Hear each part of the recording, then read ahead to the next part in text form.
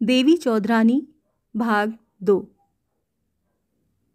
गृहिणी ने गृहस्वामी के कक्ष में प्रवेश किया। गृहस्वामी नींद से उठकर हाथ मुंह धो रहे थे। उनका मन प्रसन्न करने के लिए गृहिणी बोली, तुम्हें किसने जगा दिया? मैंने सबको मना किया, परंतु कोई सुनता ही नहीं। जगाती तो तुम ही हो। आज शायद कुछ काम है, मुझे किसी ने जगाया नहीं।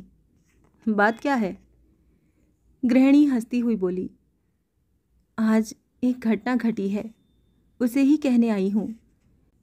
इस प्रकार भूमिका बांधकर और जरा मटक कर गृहिणी ने प्रफुल्ल के आने की बात कही। बहू के चांद जैसे मुख और मीठी बातों का स्मरण कर अपनी ओर से भी कुछ कहा, परंतु कुछ सफलता न मिली। गृहस्वामी क्रुद्ध होकर बोले, उसका इतना साहस, उसे अभी झाड़ू मारकर घर से निकाल दो। छी छी, कैसी बातें कहते हो? कुछ भी हो, है तो वो हमारे लड़के की स्त्री, क्या वो लोगों के कहने से उल्टा हो गई? गृहिणी ने बहुत बातें की, परंतु सब व्यर्थ। उल्टा को झाड़ू मारकर निकाल दो, यही आज्ञा अंतिम रही। अंत में गृहिणी क्रुद्ध होकर बोली, झाड़ू मारनी है तो तुम ही मारो, मैं बीच में नहीं पड़ूंगी। ये कहकर गृहिणी तेज तेज कदमों से उस कक्ष से बाहर चली आई। गृहिणी जहां प्रफुल्ल को छोड़ गई थी, वो उसे वहां न मिली। प्रफुल्ल को सामने वाले कक्ष में बैठी हुई एक 14 वर्षीय लड़की ने अपने पास बुला लिया था और प्रफुल्ल के कक्ष में घुसते ही उसने दरवाज़ा अंदर से बंद कर लिया था। प्रफुल्ल ने पूछा, द्वार क्यों बंद कर लिया? लड़की धीरे से बोली, जिससे कोई अंदर ना आने पाए, मुझे तुमसे कुछ बातें करनी है। तुम्हारा नाम क्या है? मेरा नाम सागर है। तुम कौन हो बहन? मैं तुम्हारी सौत हूं। तुम मुझे पहचानती हो? क्यों? अभी द्वार की ओर से मैंने सब कुछ सुना है। तुम ही हो उनकी गृहिणी? मैं अभागिन गृहिणी कैसे हो सकती हूं? न मेरे दांत उतने बड़े बड़े हैं और न मैं उतनी काली ही हूं। किसके दांत बड़े बड़े हैं? जो गृहिणी है। और किसके? वो कौन है? तुम नहीं जानती? जानती भी कैसे, कभी यहां रही ही नहीं। हमारी एक और सौत है। मैंने तो अपने अतिरिक्त एक ही विवाह की बात सुनी थी। मैंने सोचा तुम ही होगी बस। नहीं, वो तो पहले की है। मेरे विवाह को तो 3 ही वर्ष हुए हैं। क्या वो बहुत भद्दी है? सागर नाक सिकोड़कर घृणित भाव से बोली, मुझे उसका रूप देखकर उल्टी आती है। प्रफुल्ल ने हंसते हुए धीमे स्वर में कहा, इसीलिए शायद तुमसे विवाह हुआ। सागर गंभीरता से बोली, नहीं, किसी से कहना मत। तुम्हें बताती हूँ, मेरे बाप के पास बहुत रुपया है। मैं अपने बाप की अकेली संतान हूँ, उसी रुपए के लिए। प्रफुल्ल स्वीकारात्मक ढंग से सिर हिलाते हुए बोली, समझी, अब कुछ कहने की आवश्यकता नहीं है। तुम सुंदर हो और वो भद्दी, फिर वो उनकी गृहिणी कैसे हुई? सागर बोली, मैं अपने बाप की अकेली संतान हूँ। मुझे वो जल्दी से यहाँ भेजते नहीं। मेरे पिता से हमारे ससुर की पटती भी नहीं है, इसीलिए मैं यहाँ नहीं रहती। कभी कभी आती हूँ। 2-4 दिन हुए आई हूँ, शीघ्र ही चली जाऊंगी। प्रफुल्ल ने देखा सागर सरल लड़की थी। उससे बोली, तुमने मुझे क्यों बुलाया? कुछ खाओगी? अब क्या खाऊंगी? तुम्हारा मुंह सूखा है, बहुत दूर से चलकर आई हो, तुम्हें प्यास लगी होगी। किसी ने भी तुमसे खाने को नहीं पूछा, इसीलिए मैंने तुम्हें बुलाया है। प्रफुल्ल ने कुछ भी न खाया और न पिया था। प्यास से उसके होंठ सूख रहे थे। वो अनुरोध करते हुए बोली, सासू माँ ससुर जी के पास गई हैं, मुझे उनका फैसला सुनना है। मेरे भाग्य में क्या है, ये जाने बिना मैं यहाँ का कुछ नहीं खाऊंगी।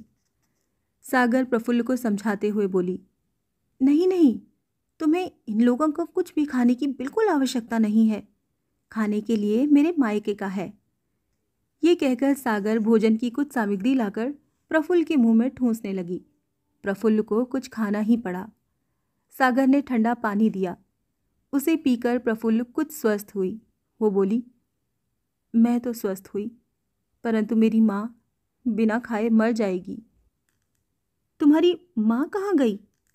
प्रफुल्ल अनभिज्ञता प्रकट करते हुए बोली, मैं क्या जानूं, शायद कहीं बाहर खड़ी होंगी। एक काम करूं? क्या?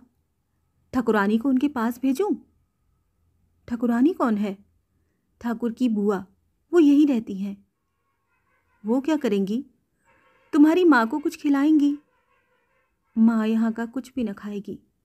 धत, किसी ब्राह्मण के घर तो खाएंगी। जो इच्छा हो करो, माँ का कष्ट सहा नहीं जाता। सागर ने ब्रह्म ठाकुरानी को सब समझाया।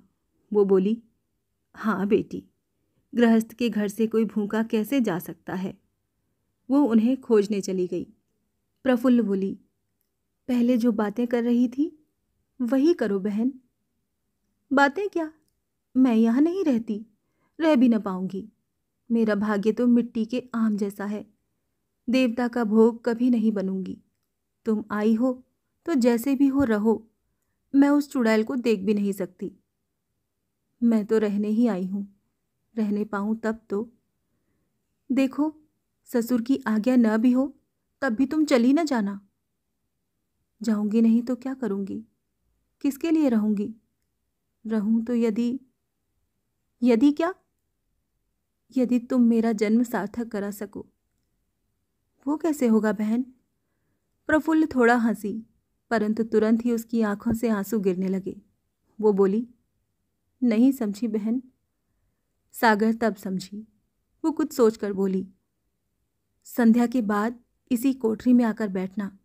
दिन में तो दर्शन मिलना कठिन है। प्रफुल्ल बोली, पहले अपना भविष्य जानूं, तब तुमसे भेंट करूंगी।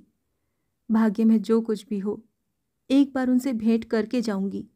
वो क्या कहते हैं ये भी सुनकर जाऊंगी। इतना कहकर प्रफुल्ल बाहर आई। सास उसे खोज रही थी। प्रफुल्ल को देखकर सास ने पूछा, कहाँ गई थी बेटी? प्रफुल्ल, घर द्वार देख रही थी। तुम्हारा ही घर द्वार है बेटी, पर क्या करूं, तुम्हारे ससुर किसी भी प्रकार राजी ही नहीं हो रहे हैं। ये सुनकर प्रफुल्ल पर वज्रपात हुआ। वो माथे पर हाथ रखकर बैठ गई। रोई नहीं, चुप रही। सास को उस पर दया आ गई।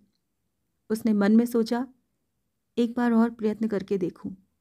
वो बोली, अब कहाँ जाएगी? आज यहीं रह, सवेरे देखा जाएगा। प्रफुल्ल बोली, वो तो रहूंगी, परंतु एक बात ससुर जी से पूछना। मेरी माँ चरखा काट कर पेट भरती है, उससे एक आदमी का भी पूरा नहीं पड़ता है। आप पूछना, मैं क्या काम करके खाऊं? मैं नीच हूं, तुच्छ हूं, तो फिर भी हूं तो उनकी पुत्रवधू। उनकी पुत्रवधू कैसे दिन बिताए? सास बोली, अवश्य पूछूंगी। प्रफुल्ल उठकर खड़ी हो गई। संध्या काल उसी कोठरी में सागर और प्रफुल्ल आपस में बातें कर रही थी कि तभी किसी ने द्वार खटखटाया। सागर बोली, कौन है? मैं हूं। सागर ने प्रफुल्ल का हाथ दबाकर धीरे से कहा, बोलना नहीं, वही चुड़ैल आई है।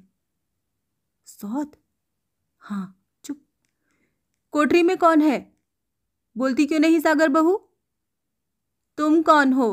नाइन हो क्या? अरे मर, मैं क्या नाइन हूं? फिर कौन हो? तेरी सौत, सौत, नयन बहू। बहू का नाम नयनतारा था। लोग उसे नयन बहू कहकर पुकारते थे और सागर को सागर बहू। सागर बोली, कौन? दीदी? भला तुम क्यों नाइन जैसी होने लगी? वो तो गोरी है। अरे मर भी, मैं क्या उससे भी काली हूं? सौत ऐसी ही होती है। अभी 14 वर्ष की ही तो हो ना। 14 वर्ष से क्या हुआ? तुम तो 17 की हो। तुमसे अधिक मेरा रूप भी है और यौवन भी। रूप यौवन को बाप के घर बैठकर चाटना। मैं तुझसे एक बात पूछने आई हूं। क्या बात दीदी? बात क्या कहूं? तूने तो द्वार ही नहीं खोला। संध्या से ही द्वार बंद करके बैठ गई। मैं छिपकर संदेश खा रही थी। क्या तुम नहीं खाती? खा खा। मैं पूछती थी कि एक और बढ़ोतरी हुई है क्या? और एक क्या? पति? अरे नहीं, ऐसा भी क्या कभी होता है? होता तो बहुत अच्छा होता। नया तुम्हें देकर इन्हें अपने साथ ले जाती। अरे ऐसी बात जबान पर भी न लाना। और मन में? क्यों? जो मन में आए मुझे कह ले। साफ साफ नहीं कहती तो क्या उत्तर दूं बहन?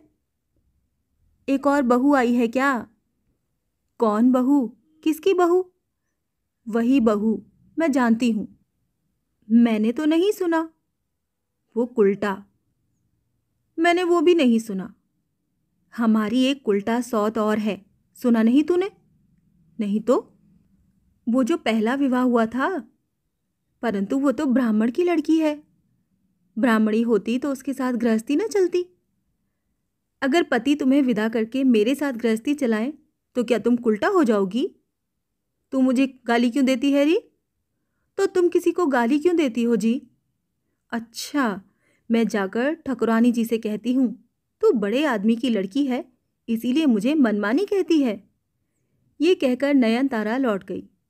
दीदी, लौट आओ, द्वार खोलती हूँ। नयनतारा बहुत क्रुद्ध थी, परंतु ये देखने के लिए कि सागर ने कितने संदेश खाए हैं, लौट पड़ी। पर कोठरी में प्रवेश कर प्रफुल्ल को देखकर बोली, ये कौन है री? प्रफुल्ल। प्रफुल्ल कौन? कुल्टा बहू। अरे ये तो बड़ी सुंदर है, परंतु तुमसे अधिक नहीं है। चुप, तंग न कर। हाँ, तुझसे अधिक वास्तव में नहीं है। इससे आगे की कहानी जानने के लिए सुनिए देवी चौधरानी का अगला भाग।